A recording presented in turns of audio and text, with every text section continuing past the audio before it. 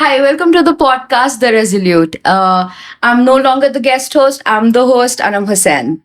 Well, today we have with us a very well known person, amongst the youth at least. And in the podcast today, we'll get to know about who is this person and what are his views regarding politics, and also a little bit more about educating the youth, which is about to vote. Because youth हमारा grow कर रहा है, so it's good for them to understand कि political standing कहाँ पर है and which party should they support and why. So let's welcome our guest today, Vishal Nehria. Mister Vishal Nehria, how are you? I'm fine, thank you, Anamji. And first of all, I would like to say thanks to you and to your team for inviting me here in your event or program. और अच्छा लगा आप लोगों से मिलके. Thank you so much. Thanks for the invitation. You're welcome. Well, today we'll talk about politics a little bit later, पर अभी हम आपके बारे में ज़्यादा जानना चाहते हैं. आप हैं कौन, आप कहाँ से आए हैं, आपकी फैमिली कहाँ से है, मोर इम्पोर्टेंटली? मैं धर्मशाला का ही रहने वाला हूँ. मेरा नाम विशाल नेहरिया है और मेरी जो एजुकेशन है वो धर्मशाला में गवर्नमेंट बॉयज स्कूल धर्मशाला से हुई है. उसके बाद मेरी ग्रेजुएशन की जो पढ़ाई थी वो गवर्नमेंट कॉलेज धर्मशाला से हुई. फिर उसके बाद लॉ की एजुकेशन वहीं HPU रीजनल सेंटर धर्मशाला में हुआ करता था, वहीं से हुई. और मेरे जो पिताजी हैं वो हिमाचल प्रदेश में एक फॉरेस्ट डिपार्टमेंट है उसी से रिटायर हुए हैं. मेरे जो मदर हैं वो गृहिणी हैं, उन्होंने और मेरी जो बड़ी सिस्टर हैं उनकी मैरिज हो चुकी है, तो हम लोग 4 लोग फैमिली में हैं. ओके. और मेरी जो कॉलेज टाइम की जो स्टडी थी वो एक स्टूडेंट पॉलिटिक्स के साथ जुड़ी थी. मैं अखिल भारतीय विद्यार्थी परिषद का उस समय मेंबर था, कार्यकर्ता था, उसके साथ में काम किया. उसके बाद लॉ की पढ़ाई हुई और साथ साथ मैं भारतीय जनता पार्टी में जुड़ा, बीजेपी का मेंबर भी बना. और बड़ी छोटी सी आयु में मैं सौभाग्यशाली मानता हूँ अपने आप को, और मुझे बीजेपी से इलेक्शन लड़ने का मौका मिला धर्मशाला कॉन्स्टिट्यूंसी से MLA का. और धर्मशाला के लोगों की ब्लेसिंग्स के साथ मैं MLA भी बना और 2019 24 अक्टूबर को मैं MLA बना था. और 4 नवंबर 2019 को मैंने हिमाचल प्रदेश की विधानसभा के अंदर शिमला में शपथ ली थी. उसके बाद बतौर MLA धर्मशाला के बीच में नवंबर 2022 तक काम किया और आज भी भारतीय जनता पार्टी का मेंबर हूँ. बीजेपी के लिए एक पार्टी वर्कर की तरह जो पार्टी का हर एक काम जो मेंबर है वो काम करता है, वैसे उनके साथ मिलकर काम कर रहा हूँ पार्टी के लिए. So the more interesting bit is कि आपकी बड़ी बहन भी है, वो धर्मशाला में नहीं सेटल्ड है. उनका बॉर्न ब्रॉट अप धर्मशाला का ही है और उनकी स्टडी भी धर्मशाला में. लेटर उनकी जब मैरिज हुई तो उसके बाद वो अपने इन लॉज में शिफ्ट हुई हैं. उनके इन लॉज जो हैं वो पालमपुर हमारे यहाँ डिस्ट्रिक्ट कांगड़ा में है, तो उनके इन लॉज वहीं पर हैं. और पहले वो वर्किंग थी, वो भी गवर्नमेंट जॉब करती थी. अभी उनके पास छोटा बेबी है, उनकी बेटी है, तो जिस कारण से उन्हें नौकरी छोड़नी पड़ी और अभी बस वो बेटी के साथ और उनके हस्बैंड के साथ रहती हैं. टेल अस मोर अबाउट कि आपका जो बचपन था तब आपने कभी सोचा था कि आप पॉलिटिक्स में जाएंगे, या फिर मतलब क्या जो एक पॉलिटिकल जो एक सेंस आता है ऑब्वियसली वो काफी मैच्योरिटी के बाद आप जब समझते हो चीजों को अच्छे से तब वो डेवलप होता है. बट देन जैसे बचपन से क्या आपको शौक था, या फिर मतलब क्या ये चीज आपने बचपन में पिक करी या फिर ये कॉलेज में ही आकर पिक करी? देखिए, मेरा कोई पॉलिटिकल फैमिली बैकग्राउंड नहीं है. मुझे बस कुछ चीज़ें याद हैं कि जब मैं अपने स्कूल डेज में था, जब एजुकेशन चल रही थी तो हम लोग गवर्नमेंट जो अकोमोडेशंस थी जो मेरे फादर को मिली हुई थी उस समय, उसमें रहता था।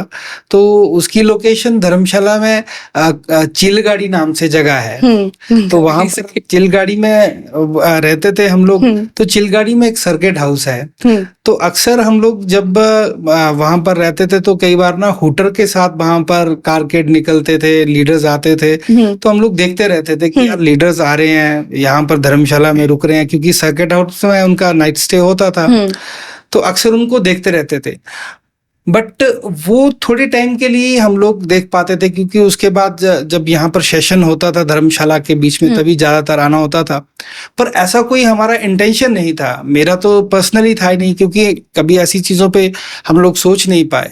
पर जब मैं कॉलेज में आया और वहाँ पर एबीवीपी का सदस्य बना, साथ में क्योंकि देखिए हमारा जो बेसिक रूट है, चाहे एबीवीपी हो, बीजेपी हो या अदर और भी ऐसे एसोसिएटेड ऑर्गेनाइजेशंस हैं, वो सभी आरएसएस से जुड़ी हुई हैं। तो आरएसएस का ऑटोमेटिकली हम लोग सदस्य हो गए, वहां पर हम लोगों ने काम किया। तो वो सारी चीजों से जुड़ते हुए हम लोग आए। तो एबीवीपी में जब मैं जुड़ा कॉलेज में, तो एक वहां पर क्या होता था कि हर एक स्टूडेंट्स के लिए हम लोगों ने एक गाइडेंस ब्यूरो लगाना, उनकी हेल्प करनी, वो एक आदत बनती गई लाइफ में। अब 3 साल ग्रेजुएशन के रहे वहां पर। अपनी ग्रेजुएशन के टाइम में जितने भी स्टूडेंट्स पढ़ते थे उन सभी के साथ सुबह मिलना, दोपहर को उनके साथ टाइम बिताना, उनके लिए, उनकी ज़रूरतों के लिए हम लोगों ने बातचीत रखनी, उनका काम करना, एक आदत बनती गई। और जैसे ही ग्रेजुएशन कंप्लीट होने के बाद अगली स्टडीज में आए, तो वहां पर उस कैंपस में भी, उस कॉलेज में जाकर भी वही काम किया। तो धीरे धीरे वो चीज जो है वो एक जीवन का हिस्सा बन गई, हिस्सा होती रही, आपकी पर्सनालिटी में ग्रो होती रही। और वो एक हमारी पार्ट का, मेरी पार्ट का, लाइफ का जो है वो पार्ट बन गई। तो मुझे सच में नहीं मालूम था कि मैं यहाँ पर बीजेपी में आऊंगा और एक छोटी एज में मुझे जो है टिकट एमएलए का मिलेगा। तो हाँ, बड़ी रिस्पॉन्सिबिलिटी। बिल्कुल जी, बहुत बड़ी रिस्पॉन्सिबिलिटी थी और वो एकदम से मिली। और मैंने अपनी लाइफ में एक चीज देखी है, मेरे माता पिता जी का भी मुझे एक ही मार्गदर्शन मिला है कि आपने अपनी ड्यूटीज को जो है वो लॉयल्टीज के साथ जो है वो करना है, ईमानदारी के साथ उसको निभाना है। तो उस चीज पे मैंने अपनी कोशिश की और अपना जो टेन्योर था उसमें बिल्कुल लॉयल्टी के साथ हम लोगों के बीच में गए और अपनी तरफ से बेस्ट एफर्ट्स किए जो धर्मशाला की डेवलपमेंट के लिए एक हिस्सा बन सके, उस दिशा पे काम किया। ऑब्वियसली आई फील लाइक, क्योंकि लाइक एमएलए के लिए जब आपको पिक करा गया तो ऑब्वियसली लाइक एक ब्लेंड यूथ का और एक पॉलिटिक्स का वो आपके साथ चल ही रहा था। And then obviously must have been a big title to hold, to sort of consume एक ही बार में कि ये क्या हो गया तुमसे। How was that experience for you कि मतलब आप बस अभी कॉलेज में पॉलिटिक्स कर रहे हो, स्टूडेंट्स को समझ रहे हो, यूथ की क्या वांट्स हैं, क्या नीड्स हैं, वो कहाँ देखते हैं अपने आप को, और जो उनकी जो नॉर्मल एक डे टू डे स्ट्रगल होता है। और पॉलिटिक्स को ऑब्वियसली कोई बैठ के अब समझना नहीं चाहता, specially the younger audience, right. वो बस चाहता है कि अच्छा हाँ ठीक है, ये है, चलो ठीक है, सब किसको वोट कर रहे हैं, ठीक है चलो कर देते हैं। तो ऑब्वियसली मतलब आपके लिए वो आपको एक टाइम निकालना अपने लिए, अपने आप को समझना कि आप कहाँ पे स्टैंड करते हैं, आपके क्या कोर वैल्यूज हैं, फिर ऑब्वियसली वो एक पार्टी के साथ कितनी अच्छे से अलाइन हो रहे हैं। तो ऑब्वियसली मतलब वो काफी एक इन डेप्थ प्रोसेस रहा होगा आपके लिए भी to understand. So but then how was it for you like to be the MLA? Like 2.5 years is it's a good time, not that much. आप ऑब्वियसली आप कितनी चीजें आपने सीखी होंगी, आप सीख रहे होंगे in the process, but how was it? एक चीज तो है, ये सारी चीजें नई थी मेरे लिए और मैं तो इतना भी बोलूंगा बियॉन्ड इमेजिनेशन थी एकदम से वो सारी चीजें आना। पर हाँ, एक जो कॉलेज टाइम का अनुभव साथ में जुड़ता गया, एक एक्सपीरियंस जुड़ता गया, और एजुकेशन के बाद भी जो सोसाइटी में हम लोग अदर रोल्स में वहां पर रहे, जो सोशल रिस्पॉन्सिबिलिटीज यहाँ की संभाली थी, लोगों की कोई भी उनकी काम होते थे, छोटे छोटे ऑफिस के होते थे, उनको लेकर जाना, क्योंकि वो कॉलेज से सारी चीजें कनेक्टेड थी। तो मतलब एकदम से कोई बर्डन वाली बात नहीं थी, पर हाँ लाइफस्टाइल एकदम से चेंज हो गया, मोर रिस्पॉन्सिबिलिटीज, क्योंकि जब आप एक पब्लिक रिप्रेजेंटेटिव बन जाते हो तो आपके पास जो आपकी एक ज्यूरिसडिक्शन है, वहां की हर एक एक्टिविटी के लिए आप रिस्पॉन्सिबल हो, वहां की डेवलपमेंट के लिए भी, वहां के इंफ्रास्ट्रक्चर के लिए भी, वहां की आने वाला जो आपका टाइम है, वहां पर जो आप किस विजन के साथ काम करना चाहते हो, वो सारी चीजें आपके ऊपर आती हैं। तो देखिए आपको वो सेग्रीगेट करके उस पर काम करने की जरूरत है। पर धीरे धीरे जब मैं उस सारी चीज में वो रिस्पॉन्सिबिलिटी मिली, वो ड्यूटीज आई, तो बहुत सारे लोगों के जो है वो वहां पर हम लोगों को सजेशंस आते थे, वैल्यूएबल सजेशंस थे, उनको हम लोगों ने यहाँ पर अपनी तरफ से कोशिश किया कि उसको इम्प्लीमेंट कर सके, क्योंकि एक मिक्सचर यहाँ पर लोगों का एक कल्चर है और बहुत सारे लोग जो है हमारे विजनरी हैं और बहुत अच्छे से उन लोगों के सजेशंस मिले। उन सारी चीज़ों का एक बहुत बड़ा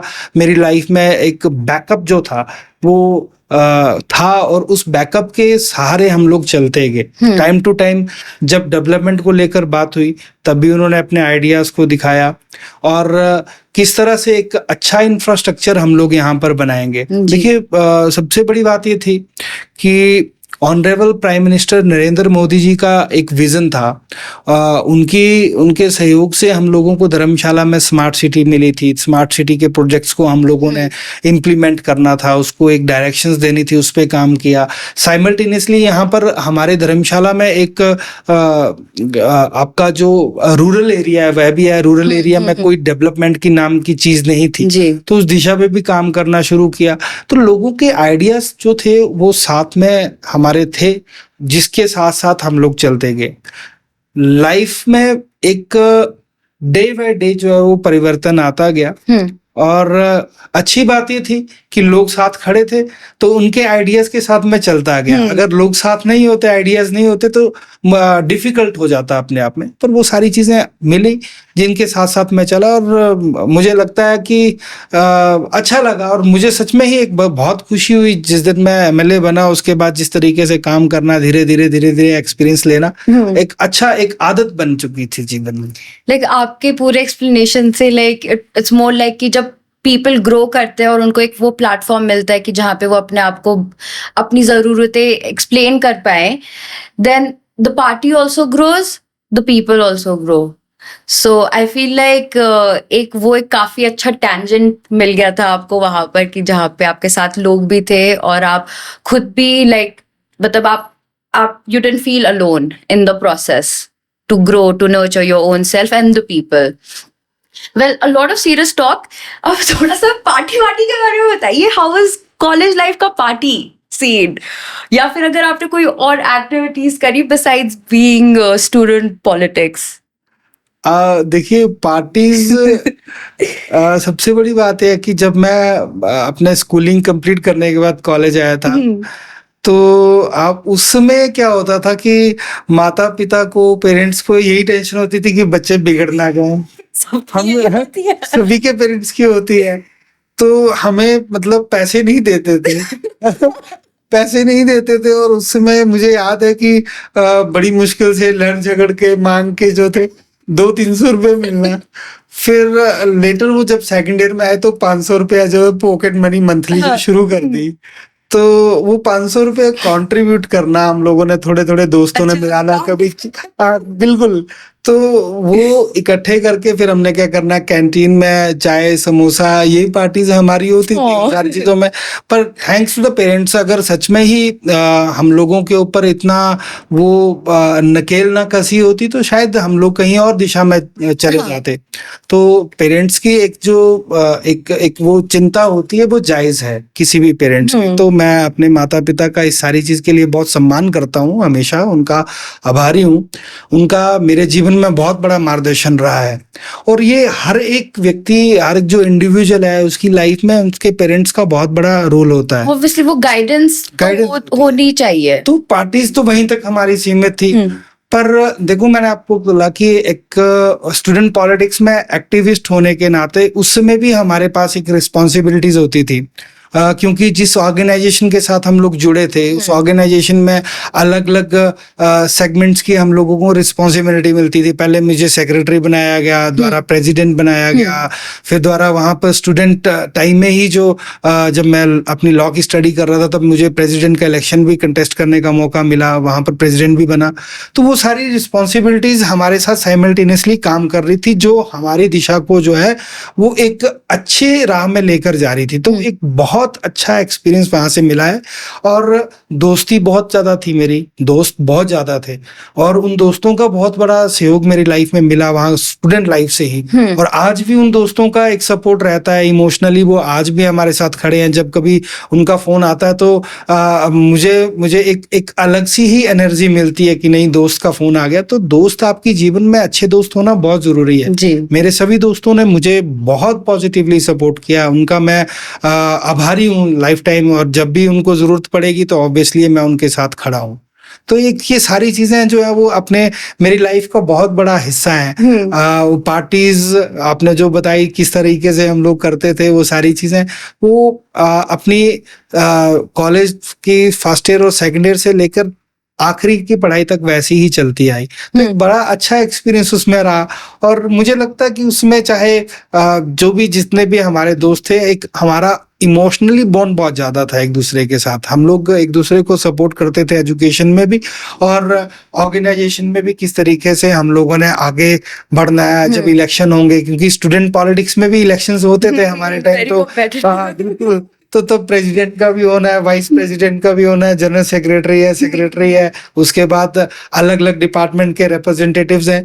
तो उन सभी इलेक्शंस में हमारे दोस्त जीत जाए, हमारे कार्यकर्ता जो मेंबर्स हैं जो एसोसिएटेड है हमारे साथ वो जीत जाए, उसके लिए हम लोग काम करते थे। तो एक बड़ा अच्छा हमारा जो कॉलेज टाइम था बहुत अच्छा गया है। आज भी आपने अभी डिस्कशन किया तो याद आया, तो बिल्कुल बहुत अच्छा समय रहा।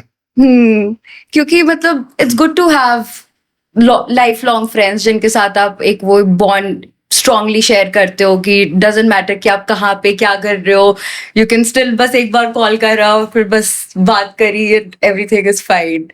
सो tell us more about, have you taken any treks? Would you suggest me to take any treks? क्योंकि मैं 1 साल से ऊपर मैंने एक भी ट्रैक नहीं करा अभी तक। So what all tracks have you done?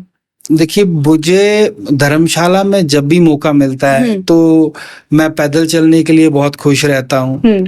और हमारे धर्मशाला में भी और हिमाचल प्रदेश में भी बहुत सारे ट्रैक्स हैं। धर्मशाला के तो आप त्रिउंड ट्रैक में आप जा सकते हो, आप आदि हिमानी चामुंडा में जा सकते हो, इसके साथ ठठारना ट्रैक है, आप इसके बाद यहाँ के सराउंडिंग जो एरियाज हैं जैसे करेरी लेक है, इस तरह के बहुत सारे ट्रैक्स जो हैं, ये जितने भी हमारे धौलाधार की रेंजेस हैं यहाँ पर बहुत सारे ट्रैक्स हैं जिस पे ट्रैकिंग पे हम लोग जा सकते हैं। और आज सबसे बड़ी बात है कि सोशल मीडिया का बहुत बड़ा इम्पैक्ट है हमारी सोसाइटी में, और हम लोग सोशल मीडिया के माध्यम से सारी चीजें देखते हैं कि किस तरह से लोग अलग अलग ट्रैक पे जा रहे हैं, न्यू ट्रैक की इन्वेंशंस वहां पर हो रही हैं। और खासकर जो यूथ है वो बहुत सारी नेचर को एंजॉय करता है वहां पर जाके।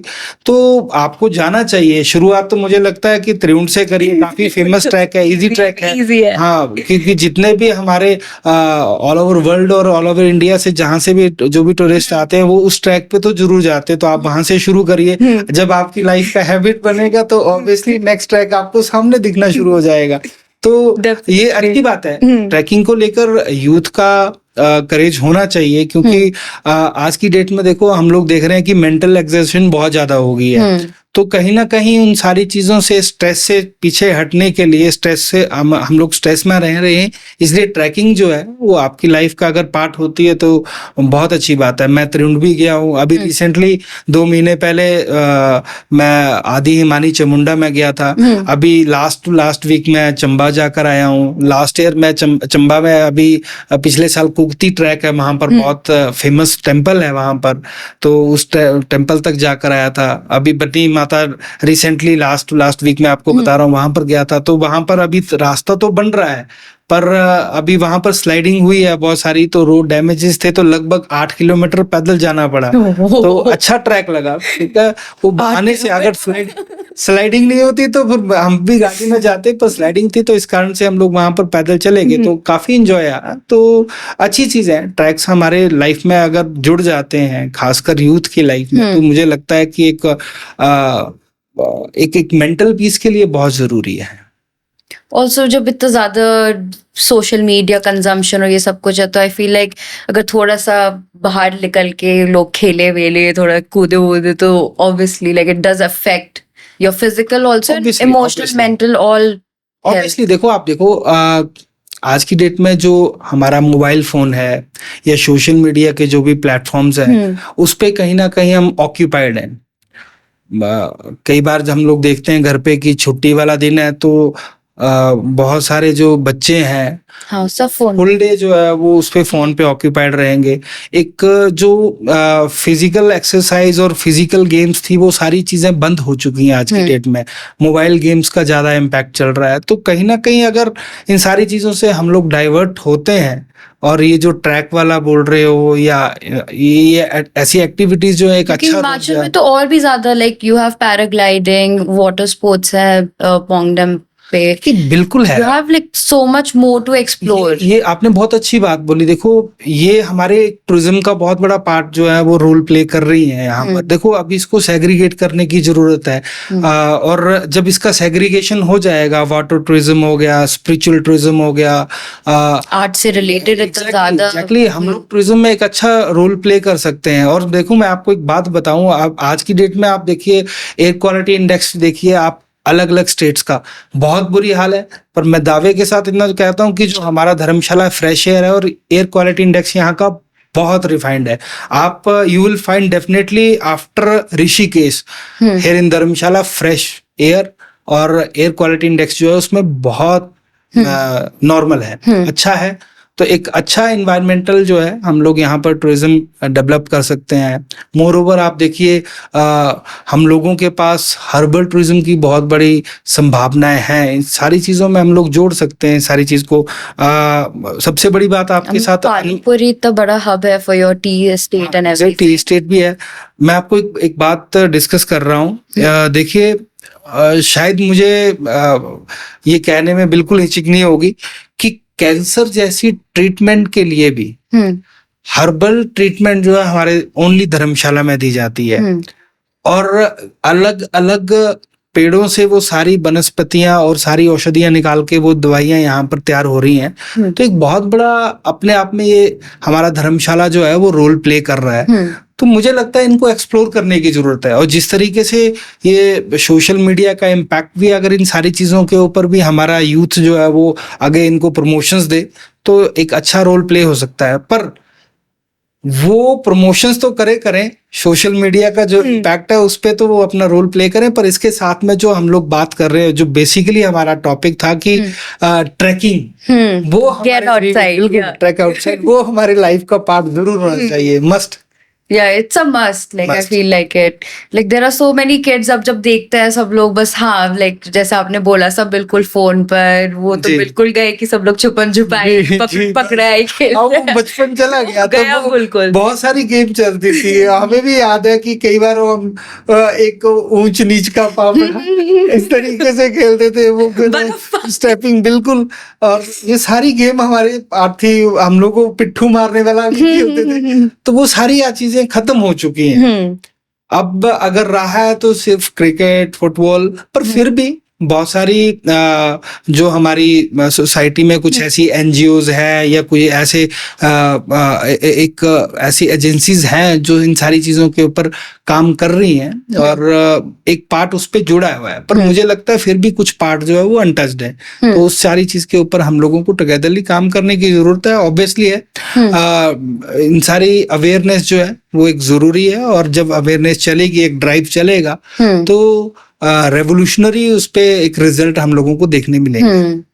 जैसा आपने बोला था, अभी चंबा गए थे ट्रैक के लिए, तो tell me more about Chamba, क्योंकि मैंने बस सुना है कि वो art wise it's very, it's a hub for artisan and everything. So please tell me more about Chamba, like Chamba जब हिमाचल फॉर्मेशन हुआ था तो Chamba was first district of Himachal Pradesh, और अनफॉर्चुनेटली आज भी वो कहीं ना कहीं एक डेवलपमेंट से पीछे है कंपैरेटिवली अदर डिस्ट्रिक्ट से। सबसे बड़ी बात है, पर मैं आपको एक बात जरूर बोलूंगा, सबसे पहले वहां पर मेंशन करूंगा, Chamba is very much rich for his culture. वहां पर कल्चर जो है बहुत अच्छा है, बहुत रिच है, वहां के लोग बहुत अच्छे हैं, सोबर है, हेल्पफुल है, और सबसे बड़ी बात, चंबा का चौगान बहुत फेमस है, चंबा का रुमाल बहुत फेमस है। वहाँ चंबा के जो कल्चरल के लोग हैं, चंबा के ट्राइब्स के जो लोग हैं, उनकी ड्रेसेस, उनकी जो बोली है, जो डायलेक्ट है, वो बहुत सुंदर है, बहुत मीठी है। एक हिमाचली आता है ना, वो कैप्स है, हिमाचली कैप्स वहाँ पर यूज होती हैं। तो चंबा अपने आप में ही एक बहुत अच्छी जगह है, और ये सारी चीजें जो है इनको और रिफाइन करने की जरूरत है, क्योंकि देखो सबसे बड़ी बात है, एक किसी भी आप जगह पे जाइए, वहां का जो कल्चर है, वहां का जो ट्रेडिशन है, वो वहां का बेसिकली बेस होता है, एक आधार है। तो उस सारी चीज को बचाने की जरूरत है, वो हमारी संस्कृति है, उसको निखारने की आवश्यकता है। मुझे लगता है कि अगर चंबा अपने कल्चर को एक्सप्लोर करने में अगर आज कामयाब हो जाता है, तो चंबा पहले भी पहला डिस्ट्रिक्ट रहा है और आने वाले टाइम में भी पहला डिस्ट्रिक्ट होगा जो सबसे डेवलप होगा। हाँ, रोड इंफ्रास्ट्रक्चर की वहां पर जरूरत है। अगर आज वहां पर रोड कनेक्टिविटी थोड़ी सी बढ़ जाती है, और वहां पर जो एम्प्लॉयमेंट के ऊपर हम लोग थोड़ा सा फोकस हो जाए, वहां पर कोई ऐसी इंडस्ट्रीज या कोई ऐसा उनका टूरिज्म को एक्सप्लोर करें, इन सारी चीजों को प्रमोशन दे, तो चंबा एक अच्छा रोल जो है वो हिमाचल प्रदेश की इकोनॉमी में प्ले कर सकता है। मोरोवर वहां का यूथ जो है, वहां से चंबा से बाहर आकर जो है इन सारी चीजों को सीख रहा है। मुझे पूरा ऐसा भरोसा है, क्योंकि यूथ विजनरी है, यूथ के पास एक उन सारी चीजों को प्रमोट करने की, उन सारी चीजों को एक्सपेडाइट करने की एक पावर है, एक एनर्जी है। तो डेफिनेटली जो चंबा का यूथ बाहर निकल कर जो वो स्टडी कर रहा है, उन सारी चीजों को सीख रहा है, वो वहां पर जाके उन सारी चीजों को हेल्प करेगा वहां के लोगों के लिए। और बीइंग पार्ट ऑफ गवर्नमेंट, जब आने वाले टाइम में ऐसा कोई रिस्पॉन्सिबिलिटी मिलेगी, तो डेफिनेटली हम लोग वहां के लिए कंट्रीब्यूट कर सके, ये अपने आप में मेरा तो पर्सनली मेरा मानना है कि मेरा बहुत बड़ा सौभाग्य होगा, क्योंकि मेरी बेसिक रूट जो है वो डिस्ट्रिक्ट चंबा से जुड़ी हुई है। हमारे जो पूर्वज थे वो वहीं से माइग्रेटेड हैं डिस्ट्रिक्ट कांगड़ा में। तो और आज भी मुझे खुशी होती है, मैं वहां पर जाता रहता हूँ बीच बीच में। अभी रिसेंटली जब मैं आपको बता रहा हूँ चंबा गया था, तो जोत से होकर गया, तो वहां पर जो बया जोत ट्रैक है, तो वहां पर एकदम से जो है वो मौसम खराब हुआ, बर्फबारी शुरू होगी, और थोड़ा सा फिर वहां पर बहुत मजा आया, बर्फ में चलने के लिए भी दिक्कतें आई। तो इन सारी चीजों को फील भी किया है, देखा भी है, एंजॉय भी किया है। पर मैं आपको बता रहा हूँ कि डेवलपमेंट पॉइंट ऑफ व्यू से हम लोगों को थोड़ा फोकस्ड रहना पड़ेगा। सबसे बड़ी बात है कि हम लोगों ने स्विट्जरलैंड का नाम बहुत ज्यादा सुना है, पर एक मिनी स्विट्जरलैंड भी है, वो चंबा में है। ये सबसे अच्छी बात है। देखिए, और वहां पर बहुत सारा जो है वो टूरिज्म वहां पर देखने को मिलता है। टूरिस्ट लोग जाते हैं, उस खजियार जगह को एंजॉय करते हैं।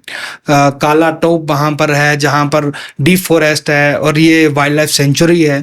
तो बहुत सारी चीजों का है। और सबसे बड़ी बात है, एक आस्था के स्थान पर अगर हम लोग देखें तो भगवान भोलेनाथ का वहां पर स्थान है चंबा जिला में, भरमौर में। जब हम जाते हैं, कैलाश पर्वत देखते हैं, और जब कैलाश पर्वत की यात्राएं शुरू होती हैं, तो लाखों श्रद्धालु जो है वो श्रद्धा के साथ वहां पर जाते हैं। तो बहुत सारे वहां पर चीजें हैं। और एनर्जीज के ऊपर सबसे बड़ा काम वहां पर चंबा में हो रहा है। बहुत सारे हाइड्रो पावर प्रोजेक्ट्स वहां पर लगे हैं। तो इन सारी चीजों को देखो, एक अलग से रोल प्ले कर रहा है। पर फिर भी मैं बोल रहा हूं कि कल्चर वाइज रिच है। इन सारी चीजों को प्रमोट अगर हम करेंगे, तो चंबा पहले भी नंबर 1 था और आने वाले टाइम पे भी नंबर 1 होगा। गाइडेंस जो एक है वो अगर प्रोवाइड करी जाए, जो अभी लैकिंग दिख रही है, आई feel like you said Chamba was one, will be in the future will be one. बिल्कुल होगा, और इन सारी चीजों में हम काम करेंगे। So talking about Chamba, like do you belong to Gaddi community then, या फिर आपके पूर्वजस? हाँ, लकीली मेरा जो जन्म है वो इसी ट्राइब्स में हुआ है, गद्दी ट्राइब्स में हुआ है। और गद्दी ट्राइब्स मेरा ये मानना है अपने कल्चर के लिए बहुत रिच है। हमारे जो पूर्वजों ने वहाँ की जो अपनी ड्रेसेस बनाई थी, क्योंकि देखो उस समय जब ट्राइब्स में क्या होता था, बर्फ ज्यादा पड़ती थी, लोगों के पास ज्यादा साधन नहीं थे, तो ऐसे समय में कैसे अपने आप को ढालना है, कैसे रहना है, उन सारी चीजों में हमारे पूर्वजों ने उन सारी चीजों को तैयार किया था। तो मुझे लगता है उस सारे कल्चर को आज भी हम लोगों को आगे लेकर आना चाहिए। एंड आई प्राउड कि मेरा वहां पर एक गद्दी कम्युनिटी में बर्थ हुआ है, मेरा जन्म वहां पर हुआ है। मोरोवर क्या है कि अभी आधुनिक समय में हम लोग आ गए हैं, उन सारी चीजों को हम लोग कोशिश कर रहे हैं कि इस समय में भी साथ लेकर चलें।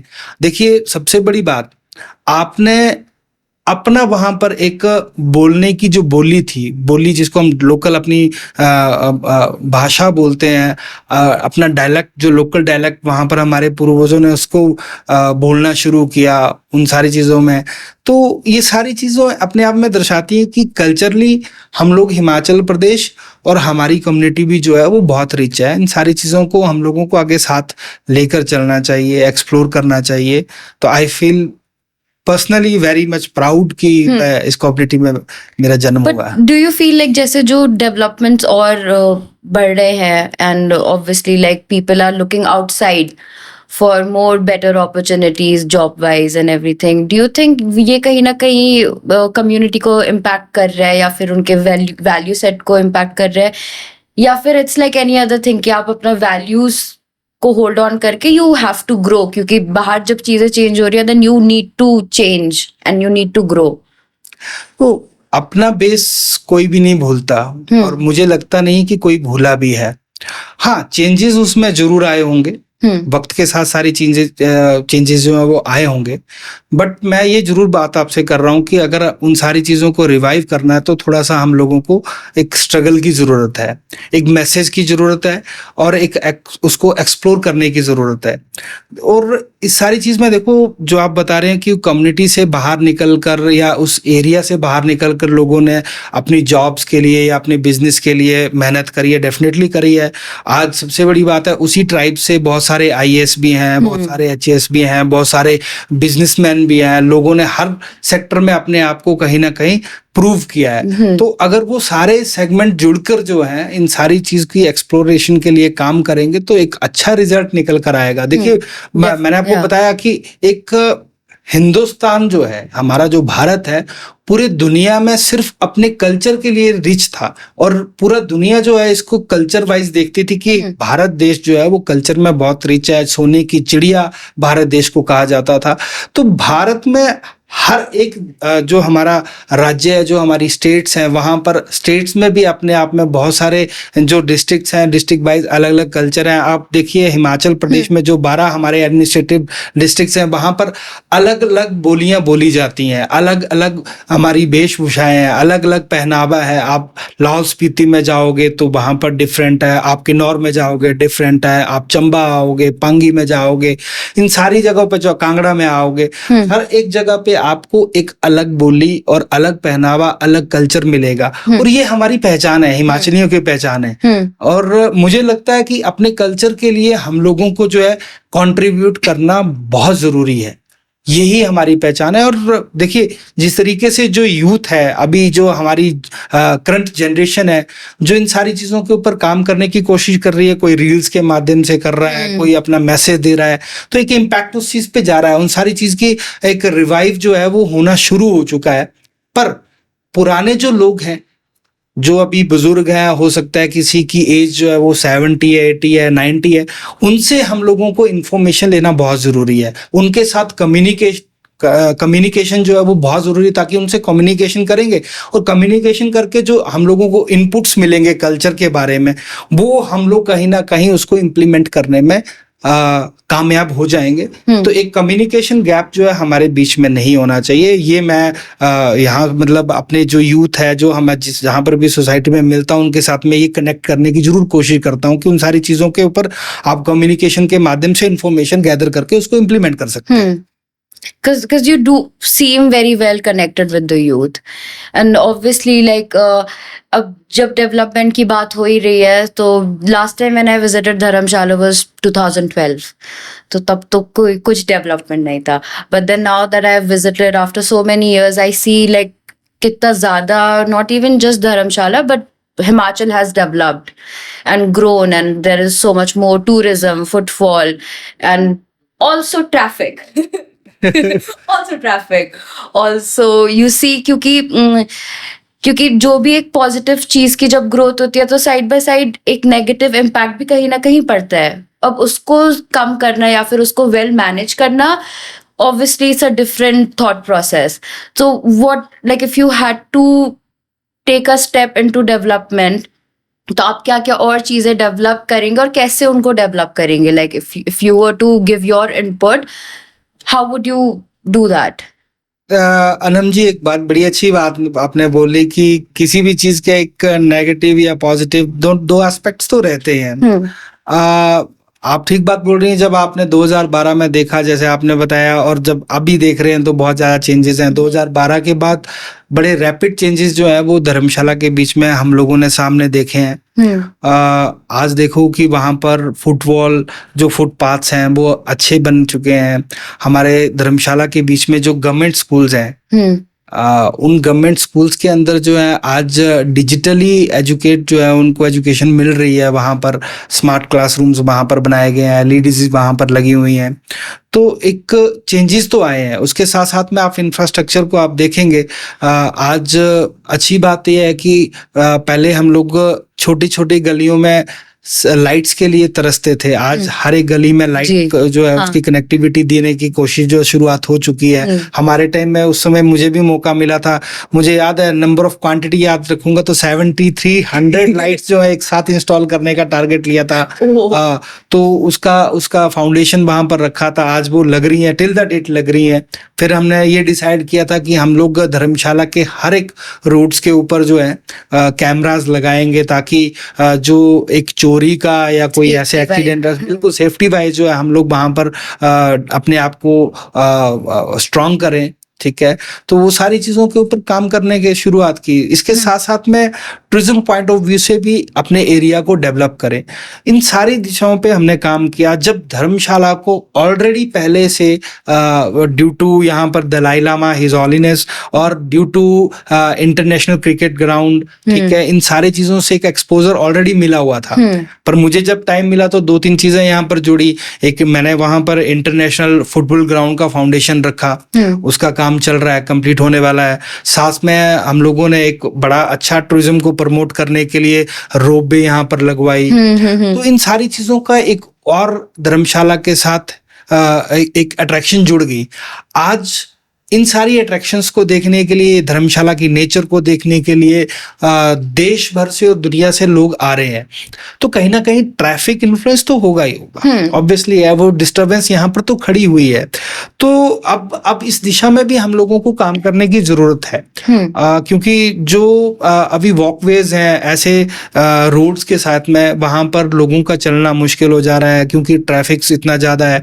तो इस दिशा पे काम करने की जरूरत है. आने वाले टाइम में मैंने इस पे प्लान करा हुआ है, और जब भी मुझे कोई ऐसे गवर्नमेंट ऑफिशियल्स मिल जाते हैं जो यहाँ के जिनको रिस्पॉन्सिबिलिटीज मिली हैं, चाहे वो कॉर्पोरेशन के हों, चाहे वो डिस्ट्रिक्ट एडमिनिस्ट्रेशन के हों, उनके साथ मेरी शेयरिंग होती रहती है.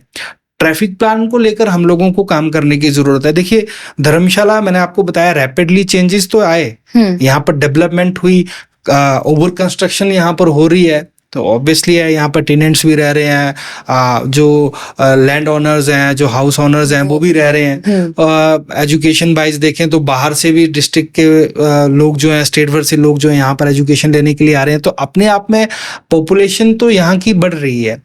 पर एक सबसे बड़ी बात क्या है कि हम लोग जो ट्रैवलिंग है, जो मोड ऑफ ट्रांसपोर्टेशन है, उसको थोड़ा सा हम लोगों को रिफाइन करने की जरूरत है. Do you see railway coming in? नहीं, रेलवे तो देखो, वो भी एक पॉइंट है वो भी हम लोग जोड़ सकते हैं। बट आप देखिए सराउंडिंग जो धर्मशाला अपने आप में सिटी है, यहाँ पर मैंने अपने टाइम में इलेक्ट्रिक बसेस यहाँ के लिए लेकर आया था धर्मशाला के बीच में। 15 इलेक्ट्रिक बसेस हमने लिए थे। तो मैंने उसमें जो हमारे एडमिनिस्ट्रेशन था उनके साथ मैंने डिस्कस किया था कि हम धर्मशाला के बीच में उन इलेक्ट्रिक बसेस को शटल बसेस के रूप में चलाएंगे। हर एक गली में वो बस जाए और टाइम टू टाइम चलती रहे, ताकि लोगों को जो है वहां पर एक गवर्नमेंट इंफ्रास्ट्रक्चर जो है, एक ट्रांसपोर्टेशन मोड जो है वो वहां पर मिल जाएगा और बड़े नॉमिनल से चार्जेस 5 या 10 रुपए देके वह अपने डेस्टिनेशन पे पहुंच जाएं। पर उस दिशा में उन्होंने अभी तो काम नहीं किया। पर एक बात जरूर है, जिस दिन गवर्नमेंट आएगी भारतीय जनता पार्टी की, तो मैं डेफिनेटली उस चीज को फिर से रेज करूंगा और उस चीज पे काम करूंगा। क्योंकि जब आप उनको शटल बसेस देंगे और एक अच्छी ट्रांसपोर्टेशन फैसिलिटी देंगे तो कहीं ना कहीं एक बर्डन जो है ट्रैफिक का कम होगा। उसके साथ साथ में आप देखो कि जो ट्रैफिक बढ़ रहा है उसके लिए हम लोगों को प्लान बना के चलना पड़ेगा। कहीं ना कहीं वन वे भी हम लोगों को इम्प्लीमेंट करने पड़ेंगे। साथ साथ में पार्किंग स्पॉट्स, जो रनिंग पार्किंग स्पॉट्स होंगे, उस पर काम करने की जरूरत है। क्योंकि देखो ऑलरेडी हम लोगों ने बड़ी बिल्डिंग्स तो बना ली है, वहां पर वो इंफ्रास्ट्रक्चर बना दिया, कहीं पर 100 गाड़ियों की पार्किंग दी है, कहीं 300 की गाड़ियां दी है। पर इसके साथ साथ में मुझे लगता है कि जो हमारा रोड है जहां पर हम लोग जिस पे ट्रैवल करते हैं, उसके साथ साथ में हम लोगों को हर 200-300 मीटर के बाद या 500 मीटर के बाद कोई ना कोई स्पॉट देखना पड़ेगा जहां पर रनिंग पार्किंग हम लोग 5 या 10 गाड़ियों की दें और उनसे एक पैसा कलेक्ट करके हम लोग रेवेन्यू भी गवर्नमेंट के लिए जनरेट करेंगे, ताकि उसके डेवलपमेंट के लिए, उसको और रिफाइन करने के लिए उस पैसे को यूटिलाइज किया जा सके।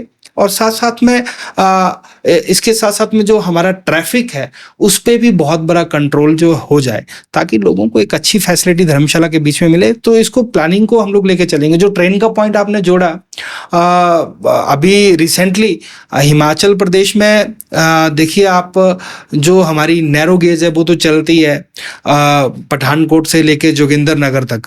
पर जब जिस दिन ब्रॉड गेज यहाँ पर आ जाएगी तो मुझे लगता है कि एक अच्छी फैसिलिटी मिल जाएगी, एक अच्छा इंफ्रास्ट्रक्चर और ज़्यादा डेवलप हो जाएगा, बिजनेस भी और इकोनॉमी भी जो है वो भी यहाँ पर ऑब्वियसली बढ़ेगी उन सारी चीज़ों से।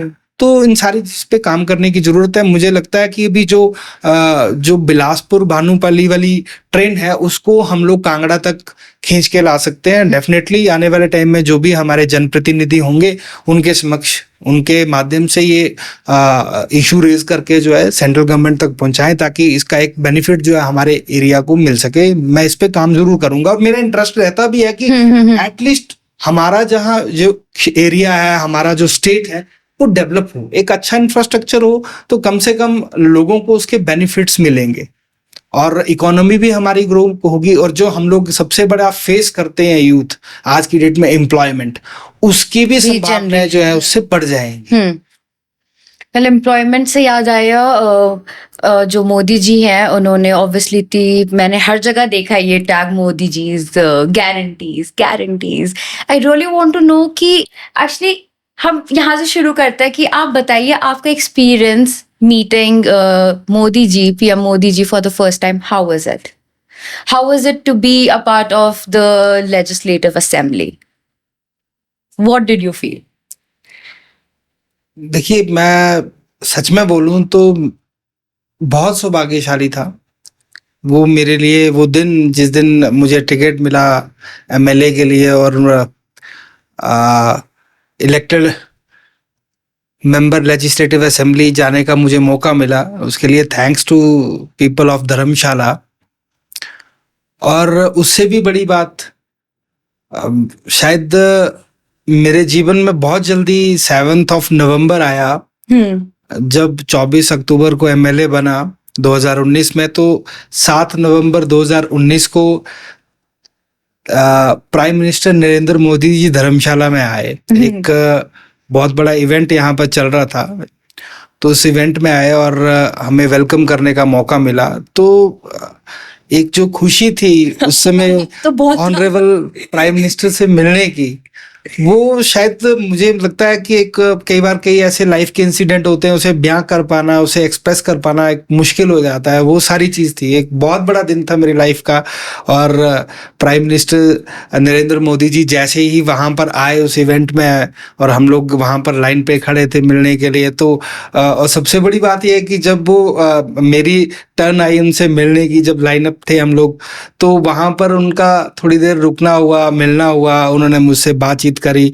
मैं शायद उस चीज को बयान नहीं कर पाऊंगा, पर सच में ही बहुत बड़ा दिन था। एक तो वैसे ही हिमाचल प्रदेश के लिए बड़ा दिन था, क्योंकि ऑनरेबल प्राइम मिनिस्टर उस इवेंट को इनॉग्रेट करने आए थे। एक जो हमारा जितनी भी एक बिजनेसमैन के लिए एक समिट रखी थी, कि वहां पर हम लोग इन्वेस्टर मीट थी बेसिकली वो, कि वहां पर बाहर से जो जो बड़े बड़े बिजनेसमैन हैं, इन्वेस्टर्स हैं, वो हिमाचल प्रदेश में इंडस्ट्रीज में अपना इन्वेस्ट करें, अलग अलग फैक्ट्रीज इंडस्ट्रीज में इन्वेस्ट करके यहाँ के लोगों को एम्प्लॉयमेंट दें, यहाँ की इकोनॉमी ग्रो हो। तो एक अपने आप में दिन था हिमाचल प्रदेश के लिए बड़ा, कि उसको इनॉग्रेट करने प्राइम मिनिस्टर मोदी जी आ रहे हैं। और मेरे लिए भी सच में बहुत बड़ा दिन था कि मैं उनसे मिलने जा रहा हूँ। आप ज्यादा एक्साइटेड थे या फिर आप ज्यादा नर्वस थे, या फिर दोनों का मिक्स? देखिए, मिक्सिंग दोनों का बोल सकते हैं। नर्वस भी ऑब्वियसली होंगे, क्योंकि इतने बड़े शख्सियत को मिलना, और उस शख्सियत से मिलना जिसने हमारे भारत देश की दशा और दिशा को ही बदल दिया, उस भारत को बदल दिया जिस भारत को पूरी दुनिया जो है एक नेगेटिव पॉइंट ऑफ व्यू से देखती थी। आज उस व्यक्ति की बदौलत, उस नरेंद्र मोदी जी की बदौलत, हिंदुस्तान का डंका पूरे विश्व में बज रहा है, पूरे वर्ल्ड में बज रहा है। और आज पूरा वर्ल्ड जो है इंडिया की तरफ देख रहा है। आज कहीं पर भी आप देखिए कि कोई दो कंट्रीज के बीच में कोई कन्फ्लिक्ट है, कोई ऐसी लड़ाई है, तो दोनों कंट्रीज ये कहती हैं कि प्राइम मिनिस्टर नरेंद्र मोदी जी अगर बोलेंगे तो एक कन्फ्लिक्ट जो है वो दूर होगा, एक वॉर में जो है एक वहां पर रिलैक्सेशन मिलेगी। तो आज उस व्यक्ति का बहुत बड़ा कंट्रीब्यूशन है, प्राइम मिनिस्टर नरेंद्र मोदी जी। मुझे लगता है हम लोगों के लिए ही नहीं, आने वाली पीढ़ियों के लिए भी एक अनफॉरगेटेबल पर्सन रहेंगे। और उन्होंने जो हिंदुस्तान को दिया है, आज से पहले किसी ने नहीं दिया। और मैं फिर से ये दुआ करता हूँ, और मेरी लाइफ का शायद जितना भी समय होगा, मैं बेस्ट से बेस्ट और बेस्ट देने की कोशिश करूंगा। उनको यहाँ से फिर से हम लोग जितवा कर भेजें, उन्हें फिर से देश का प्रधानमंत्री बनाए, ताकि उनकी लीडरशिप में जो उन्होंने कहा है, क्योंकि देखो नरेंद्र मोदी जी ने जो बोला है, जो कहा है, वो करके दिखाया है। और मोदी मतलब गारंटी, मोदी ने बोला है तो होगा। आप आर्टिकल 370 देख लीजिए जम्मू से, उनके संकल्प में था कि आर्टिकल 370 को हम लोग रिमूव करेंगे। आप उनके साथ में देख लीजिए, जितने भी उन्होंने कहा था कि गरीबों का कल्याण हम करेंगे, पंक्ति में जो अंतिम खड़ा है अंत्योदय, वो हम काम करेंगे। आज हिंदुस्तान, आज हमारे भारत देश के 80 करोड़ लोगों को अन्न देने का काम जो है वो नरेंद्र मोदी जी ने किया है। आप इमेजिन करिए, हमारे जो देश की कितनी माताएं बहनें होंगी जिन्होंने धुएं के अंदर रोटियां बनाई। ऑब्वियसली ये सारी जो स्टार्टअप्स है, जो स्टार्टअप योजना है, उज्ज्वला योजना है, एग्जैक्टली जो आपने वर्ड बोला है, उज्ज्वला योजना है, उसमें आप इमेजिन करिए 15 करोड़ से ज्यादा महिलाओं को जो है वो गैस कनेक्शन दिया। और तो छोड़िए, हमारा हिंदुस्तान, हमारा भारत देश जो है वो एग्रीकल्चर के लिए बहुत माना जाता था। आज उसमें जो एग्रीकल्चर में जो हमारे किसान हैं, जो एग्रीकल्चरिस्ट हैं, उनको स्ट्रेंथ देने के लिए प्राइम मिनिस्टर ने बहुत बड़ा काम किया। सब्सिडीज तो उनकी सारी चीजों के ऊपर लेकर आए, पर उनकी एग्रीकल्चर की प्रमोशन के लिए उनको अच्छा वहां पर अपनी जो इनकम को वो ग्रो कर सके, उसके लिए उन्होंने फाइनेंशियली उनको सपोर्ट करना शुरू किया। पहले फार्मर जो थे वो सुसाइड करते थे। प्राइम मिनिस्टर नरेंद्र मोदी जी के आने के बाद आज फार्मर ने कहा कि सुसाइड नहीं हो रहा है, सुसाइडिंग फैक्टर जो है वो बहुत नीचे जा चुका है। आज उनको फाइनेंशियली वहां से सपोर्ट मिल रहा है। तो ये सारी चीजों को कोविड के टाइम में देखिए, पूरे वर्ल्ड जो है वो इंडिया की तरफ देख रहा था, और वर्ल्ड की कई ऐसी कंट्रीज, उनको वैक्सीन देने का काम जो है वो इंडिया ने किया। और वर्ल्ड में कई ऐसी कंट्रीज हैं जो अपनी कंट्रीज को जो वैक्सीन तो नहीं दे पाई थी पूरी तरह से, पर जिन्होंने दी तो वहां पर कितना ज्यादा प्राइस हाइक जो थे उन वैक्सीन के थे। प्राइम मिनिस्टर नरेंद्र मोदी जी ने किसी भी इंडियन से जो है वैक्सीन के लिए 1 रुपया भी नहीं रखवाया, निशुल्क जो है वैक्सीन पूरे हिंदुस्तान को दी, पूरे हिंदुस्तान वासियों की दी। तो उनकी लीडरशिप में ये सारी चीजें तो ही, इसके साथ साथ में इंफ्रास्ट्रक्चर, चाहे आप हेल्थ इंफ्रास्ट्रक्चर के माध्यम से देख लीजिए, प्राइम मिनिस्टर नरेंद्र मोदी जी की लीडरशिप में पूरे देश में कई एम्स इंस्टीट्यूट बन गए, जहां पर ऑल इंडिया मेडिकल इंस्टीट्यूट के लिए लंबे टाइम आप देखिए कि मुझे लगता है कि नेहरू जी के बाद अगर कोई दूसरा एम्स आकर बना तो वो शायद श्रद्धेय अटल बिहारी वाजपेयी जी के टाइम में बना, उनके समय में भी एक बना, पर नरेंद्र मोदी जी की लीडरशिप में अनेकों अनेक बन गए। आज पूरे वर्ल्ड में अगर रोड इंफ्रास्ट्रक्चर के लिए और रोड बनाने के लिए सबसे तेजी से अगर किसी देश ने काम किया तो वो हमारे इंडिया ने किया है। और इसके साथ साथ में आप देखिए आर्मी को कितना जो है वो स्ट्रेंथन मिला है प्राइम मिनिस्टर नरेंद्र मोदी जी के माध्यम से। विमेन एम्पावरमेंट के लिए प्राइम मिनिस्टर नरेंद्र मोदी जी ने कितने अच्छे से काम किया, आज उनको फाइनेंशियली जो है वहां से स्ट्रांग कर रहे हैं। और इमोशनली जहां पर हमारी माताएं बहनें टूटी रहती थी, आज उनको फिर से यहाँ पर एक प्लेटफॉर्म देना। और सबसे बड़ी बात, एक मैं आपको बताता हूँ, हम लोग जैसे पॉलिटिक्स में हम चुनाव लड़के आए हैं, हमें एमएलए बनने का मौका मिला है। पॉलिटिक्स में महिलाएं पीछे रहती थी, उनके लिए भी विमेन रिजर्वेशन वो लेकर आए, और रिजर्वेशन लाए नहीं, उसको अप्रूव भी करवाया। अब आने वाले टाइम में चाहे किसी भी स्टेट की वहां की विधानसभा होगी या देश की लोकसभा होगी, वहां पर फिक्स्ड कोटा के माध्यम से जो है हमारी विमेन जो है वो इलेक्टेड मेंबर लेजिस्लेटिव असेंबली और मेंबर पार्लियामेंट बनकर जाएंगी और अपने अपने एरियाज को रिप्रेजेंट करेंगी। तो एक बहुत बड़ी बात है। ट्रिपल तलाक बहुत बड़ा एक क्वेश्चन मार्क था, जहां पर हमारी जो माइनॉरिटी और मुस्लिम्स की जो हमारी माताएं बहनें थी, कहीं ना कहीं उन्हें बहुत कष्ट सहना पड़ता था। आज उनको जो है वो बहुत बड़ा एक सपोर्ट जो है प्राइम मिनिस्टर नरेंद्र मोदी जी की वजह से मिला है। तो जो मोदी जी ने किया है वो कभी हुआ नहीं था और इमेजिनेशन से ऊपर है। अब देखो, आप स्टार्टअप का आपने वर्ड यूज किया, स्किल इंडिया का कंसेप्ट वो लेकर आए, स्टार्टअप का कंसेप्ट वो लेकर आए, और आज स्किल डेवलप तो हुई है, क्योंकि उनका कहना था कि जो हमारे यूथ के अंदर स्किल है उसको डेवलप करके बाहर लेकर आना है, और इसके साथ में उनको स्टार्टअप भी उन्होंने दे दिया, एक वहां से फाइनेंशियल बैकअप, उनको लोन प्लेटफॉर्म, बिल्कुल प्लेटफॉर्म दिया। और देखो आज एंटरप्रेन्योरशिप के माध्यम से हमारे देश के कई युवा जो है, लाखों यूथ जो है वो उसमें एक अलग से रोल प्ले कर रहे हैं। और जो इकोनॉमी आज हमारी बढ़ रही है, जो हम लोग थर्ड लार्जेस्ट इकोनॉमी पूरे वर्ल्ड में बनने जा रहे हैं, थर्ड तो क्या, मुझे लगता है कि जिस तरीके से प्राइम मिनिस्टर का काम किया, एक दिन बहुत जल्दी हम लोग नंबर 1 की इकोनॉमी में भी आएंगे। और उसमें सबसे बड़ा रोल जो है आज हमारा यूथ फैक्टर कर रहा है, वो स्टार्टअप और स्किल के माध्यम से किया है।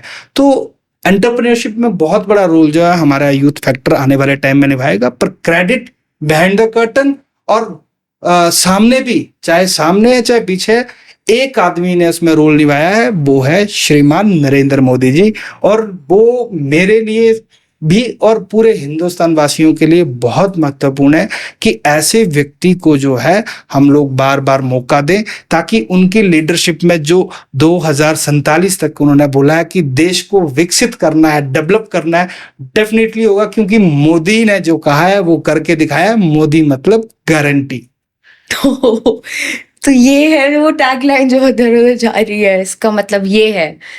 तो आज आप देखिए, यूथ की बात करें, विमेन की बात करें, किसी भी आप एज फैक्टर में आप जाइए, हर एक व्यक्ति के मुंह पर नाम है मोदी, मोदी, मोदी। वो क्यों है? कारण क्या है? He is the man of developing India. Yes, उन्होंने वो करके दिखाया है, और जो चीज अगर करी है वो दिखती भी है। आज से पहले नहीं दिखी, इसलिए नरेंद्र मोदी जी को हमारा पूरा यूथ जो है, पूरा इंडिया जो है वो अपना एक आइकन मानता है। उन्हें विश्वास है कि नरेंद्र मोदी जी ने जो बोला है वो करके दिखाएंगे। आप इमेजिन करिए, आर्टिकल 370 जम्मू कश्मीर के ऊपर बड़े बड़े भाषण हुआ करते थे, अगर कोई छोड़ेगा, इसको छेड़ेगा तो 440 वोल्ट का करंट लग जाएगा, उस तरह से रिएक्शन होगा, वहां पर राइट्स हो जाएंगे, वहां पर ये हो जाएगा। जब आर्टिकल 370 रिमूव हुआ वहां से तो कुछ भी नहीं हुआ। तो नरेंद्र मोदी जी ने करके दिखाया। सर्जिकल स्ट्राइक जैसी चीजों के हम लोगों ने सिर्फ किताबों में पढ़ी थी, और आए दिन जो है हमारा पड़ोसी मुल्क हम लोगों को डराने में लगा रहता था कि भैया हमारे साथ पंगा लिया तो हम लोग तो भैया आप लोगों को दिखा देंगे, हम लोग एटम बम करवा देंगे, ये करवा देंगे। आज उनको हम लोगों ने सीधा जवाब दिया, अगर हमारी तरफ आंख उठा के देखोगे तो उसका जवाब जो है आपको उसी रूप में मिलेगा। उन्होंने एक छोटी सी हरकत की, छोटी सी क्या की, रात के अंधेरे में उन्होंने वहां पर ट्रेसपास करा और वहां पर हमारे काफी फौजी लोग जो मरे, उसके रिटेलिएशन में हम लोगों ने सर्जिकल स्ट्राइक की और उनके कैंप्स, बेस कैंप्स को जो है वहां पर जो उनको पूरे दुनिया ने देखा कि किस तरह से हम लोगों ने वो सारी चीजें कराई हैं। तो आज ऐसा साहस जो है, ऐसी एनर्जी जो है हमारी इंडियन आर्मी में जो सामने निकल कर आई है, और उसका क्रेडिट भी एक ही व्यक्ति को जाता है, दैट इज नरेंद्र मोदी जी। और सबसे बड़ी बात, आज आप देखिए 98 करोड़ से ज्यादा अभी जो हमारे जनरल इलेक्शन होने वाले 2024 में, उसमें 98 करोड़ से ज्यादा जो है वोटर्स हैं। उसमें सबसे बड़ा रोल जो है वो यूथ फैक्टर निभाने वाला है, और मुझे पूरा विश्वास है उसमें हिमाचल सबसे बड़ा परसेंटेज में है। जो फर्स्ट टाइम वोटर है लगभग 1,40,000 के आसपास हिमाचल प्रदेश में आउट ऑफ 56 लाख जो है वो हमारे फर्स्ट टाइम वोटर्स हैं, जो एट द एज ऑफ 18 और 19 फर्स्ट टाइम वोट करने जाएंगे, उनमें बहुत बड़ा क्रेज है। और सबसे बड़ी बात, आउट ऑफ 56 लाख में मोर देन 10 लाख जो है वो अप टू 29 एज के हैं। उन सभी में जो है वो एक करेज है नरेंद्र मोदी जी को, क्योंकि उन्होंने अपनी नरेंद्र मोदी जी की लीडरशिप को देखा कि किस तरह से उन्होंने काम करके दिया है। तो पूर्ण विश्वास है कि एक बार फिर से नरेंद्र मोदी जी की सरकार बनेगी, और जो नारा दिया है अब की बार 400 सरकार, जो एनडीए का हमारा गठबंधन है, वो डेफिनेटली पार होगा, वो 400 से ऊपर जाएगी, क्योंकि लोगों को विश्वास है कि नरेंद्र मोदी की लीडरशिप में हमारा भारत जो है वो विकसित होने वाला है, और उस विकसित भारत को हर युवा देखना चाहता है। सबसे बड़ी बात है, देखो शायद हम लोगों का भी वो सौभाग्य होगा कि 2047 हम लोग अपनी लाइफ में देखेंगे, पर एक बात तो है ना कि जो अभी काफी एज्ड फैक्टर में वो लोग नहीं देख पाएंगे उस सारी चीज को, पर फिर भी वो आज मेहनत कर रहे हैं। हम भगवान से प्रार्थना करेंगे कि ऐसे लोगों को लंबी आयु मिले, वो भी डेवलप्ड इंडिया को देखें कि आज मात्र 100 वर्षों के अंदर जहां पर हमारे भारत देश को हर एंगल से क्रश करने की कोशिश जो है वर्ल्ड की ताकतों ने लगा दिया था, जोर लगाया था, उसके बावजूद हम लोग निकल कर आए हैं और आज बहुत तेजी से हम लोग डेवलप्ड हो रहे हैं। तो बहुत बहुत बधाई है पूरे हिंदुस्तान वासियों को, और नरेंद्र मोदी जी का धन्यवाद। आज देखो वंदे भारत ट्रेन्स आधुनिक जो कई एडवांस टेक्नोलॉजी के साथ चल रही हैं, उसमें ट्रांसपोर्टेशन मोड इजी हो गया है। एयरपोर्ट्स कितने जल्दी से उनकी लीडरशिप में यहाँ पर पूरे हिंदुस्तान के अंदर बने हैं। इंफ्रास्ट्रक्चर देखो, मैं आपको सिर्फ ये कह रहा हूँ कि चाहे एजुकेशन हो, चाहे हेल्थ हो, चाहे अदर सेक्टर हो, चाहे एक सेल्फ एम्प्लॉयमेंट के लिए एक प्रमोशन हो, या सेल्फ एम्प्लॉयमेंट के लिए किसको करेज करना, वो सारी चीजें लेकर आना, वो सिर्फ नरेंद्र मोदी जी ने दिया है। तो ये अपने आप में बहुत बड़ी बात है, और हम लोग शुक्रगुजार हैं भगवान के कि नरेंद्र मोदी जी जैसा हम लोगों को लीडर इस भारत देश में मिले हैं। Well, thank you so much, Mr. Vishal Niharia ji, for joining in, and hopefully the podcast was fun for you, as I learned a lot about politics and obviously about his personal life today. Hopefully you guys got to learn a lot more as well about the political views, what politics is, and obviously about Vishal Niharia ji and his party. And thank you so much for tuning in.